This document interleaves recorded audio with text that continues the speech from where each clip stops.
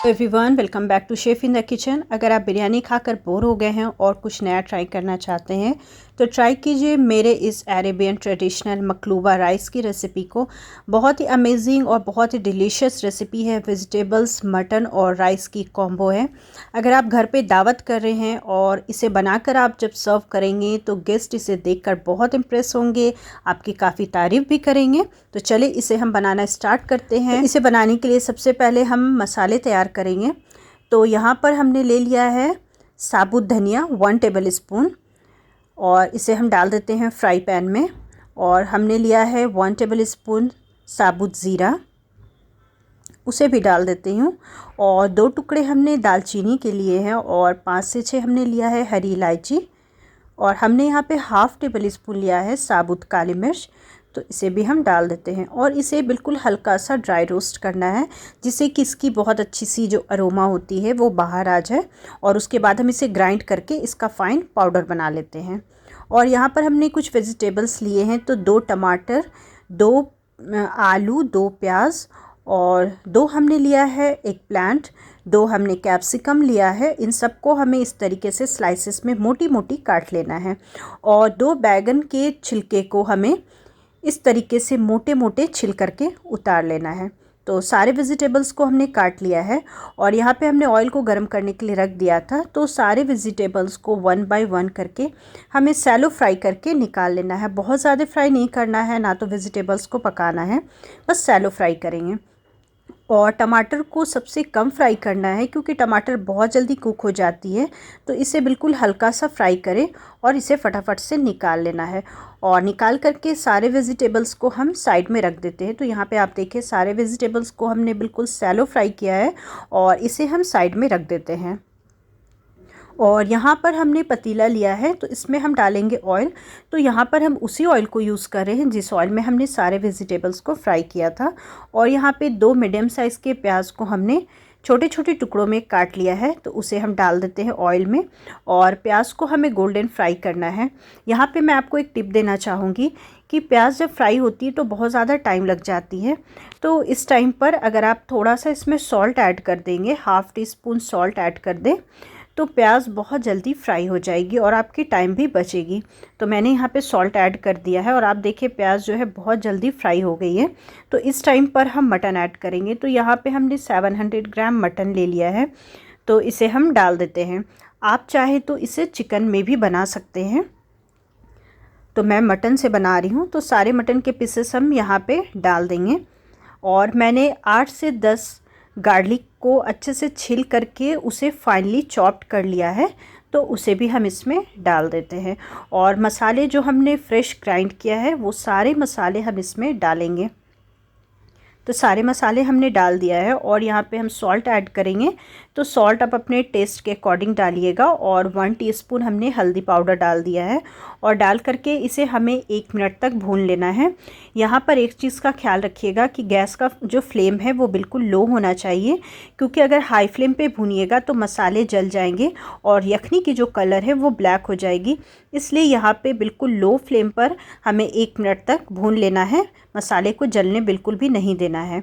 तो यहाँ पे इसे भूनते हुए 1 मिनट हो गए हैं, तो यहाँ पर हम पानी ऐड करते हैं। तो यहाँ पर हम डाल देते हैं 1 लीटर पानी। और पानी डालने के बाद हम इसे अच्छे से चला लेंगे और उसके बाद हम इसे पहले तो 5 मिनट हाई फ्लेम पर कुक करेंगे। उसके बाद हम इसे लो फ्लेम पर तकरीबन 40 टू 45 मिनट्स तक कुक करेंगे।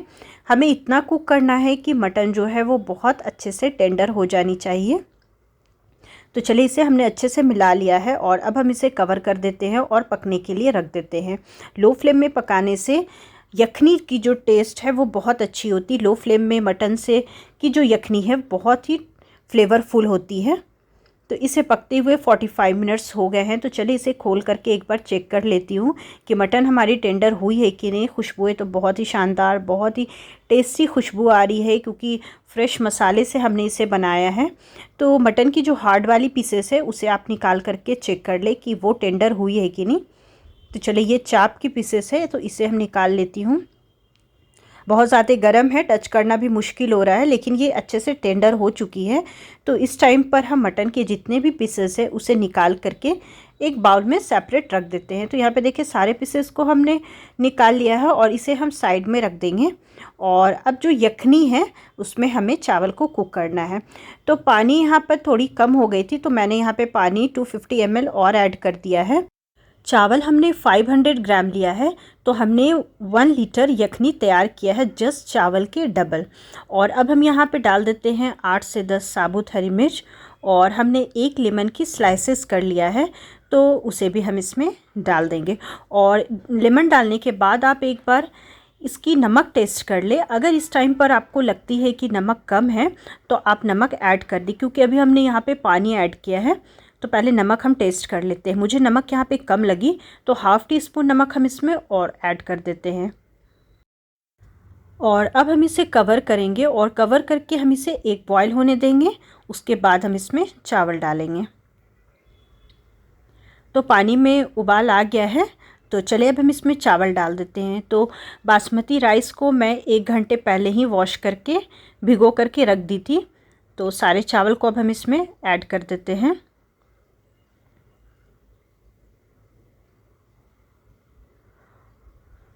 और अब हम इसे एक बार बस चलाएंगे, और चलाने के बाद हम इसे हाई फ्लेम पर कुक करेंगे।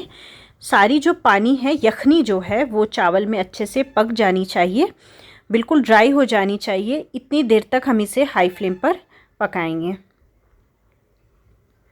तो यहाँ पर आप देखें सारी यखनी जो है चावल में अच्छे से ऑब्ज़र्व कर गई है, बिल्कुल ड्राई हो गई है। तो यहाँ पर गैस के फ्लेम को बिल्कुल लो कर देना है, और लो फ्लेम पर हम इसे 15 मिनट तक दम पे रख देंगे।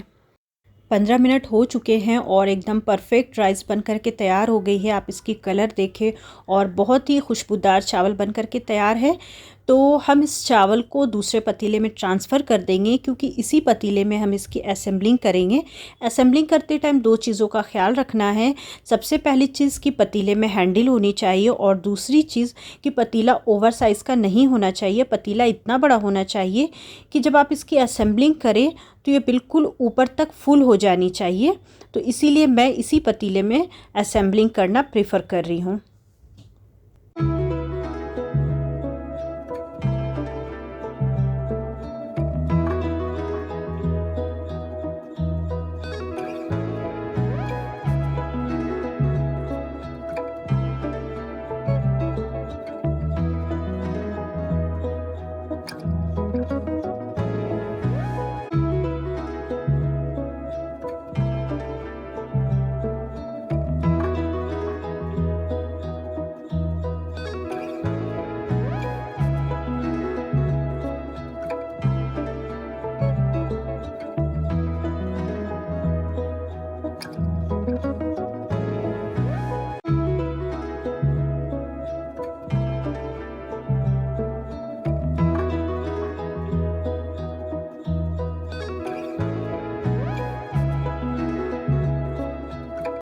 सारे चावल को डालने के बाद इसे इस तरीके से ऊपर से अच्छे से प्रेस कर लेना है, और उसके बाद हम इसे कवर करके 15 मिनट तक लो फ्लेम पे दम पे रख देते हैं। 15 मिनट हो चुके हैं और बहुत ही ज़बरदस्त सी मकलूबा राइस बन करके तैयार हो गई है, और सारी चावल मेरी बिखर गई है। तो इसे समेट लेती हूँ, और इसे आहिस्ते आहिस्ते से इस तरीके से उठा लेना है, और इसके ऊपर काजू बादाम और फ्रेश कोरिएंडर से गार्निश कर देना है। और बहुत ही डिलीशियस, बहुत ही टेस्टी और बहुत ही अमेजिंग मकलूबा राइस बन करके तैयार हो गई है। आप चावल को देखें, इसकी कलर देखें कितनी परफेक्ट है। इसे देख करके ही मुंह में पानी आ रहा है। बिलीव करें, जब आप इसे एक बार खाएंगे तो बिरयानी को टाटा बाय बाय कर देंगे। तो इसे आप ज़रूर से बनाएं और अपनी फैमिली के साथ बैठकर एंजॉय करें। आज मैं भी जा रही हूँ इसे बैठकर अपनी फैमिली के साथ एंजॉय करने के लिए। आप इसे जब बनाएंगे तब आपको पता चलेगा कि कितनी टेस्टी ये रेसिपी होती है। आप इसे एक बार बनाएंगे तो बार बार इसे खाएंगे। तो चले, मैं तो जा रही हूँ इसे एंजॉय करने अपनी फैमिली के साथ। आपको भी टेस्ट करना है तो इसे बनाइए, खाइए, और अपना फीडबैक ज़रूर शेयर कीजिएगा। फ्रेंड्स, वीडियो को लाइक किए बिना बिल्कुल भी नहीं जाइएगा। और अगर मेरे चैनल में पहली बार आए हैं और आपको मेरी वीडियो अच्छी लगी है तो आपसे हम्बल रिक्वेस्ट है कि जाने से पहले मेरे चैनल को 1 टाइम सब्सक्राइब ज़रूर करके नोटिफिकेशन बेल दबाएँ, जिससे आने वाली न्यू रेसिपी सबसे पहले आपको देखने को मिले। चलती हूँ, बहुत जल्द मिलूँगी एक नई और इंटरेस्टिंग रेसिपी के साथ। तब तक के लिए अल्लाह हाफिज़, टेक केयर, अपना ख्याल रखिएगा, मुझे दुआओं में याद रखिएगा।